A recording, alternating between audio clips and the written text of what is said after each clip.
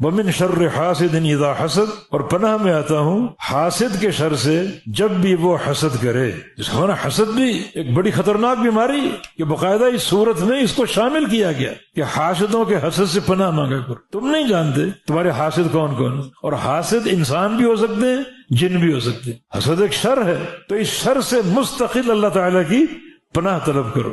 حسد کے 3 معنی، ایک ہے یہ سوچنا، یہ نیت کرنا کہ فلاں کے پاس جو نعمت ہے اس سے چھن جائے، اس کے پاس نہ رہے، مجھے ملے یا نہ ملے اس کے پاس بھی نہ رہے۔ جو آپ کے بھائی یا آپ کے دوست یا آپ کے پڑوسی کے پاس فلاں نعمت ہے، اس نعمت کا زائل ہونا، یہ تمنا، یہ حسد ہے۔ مجھے ملے یا نہ ملے اس کے پاس بھی نہ رہے، یہ حرام ہے، یہ حسد۔ دوسرا، فلاں کے پاس جو نعمت ہے اس سے چھن جائے اور مجھے مل جائے، اس کے پاس نہ رہے اور وہ سب مجھے مل جائے، اس کو مال ہے یا صحت ہے یا علم ہے یا عمل ہے، جو بھی اس کے پاس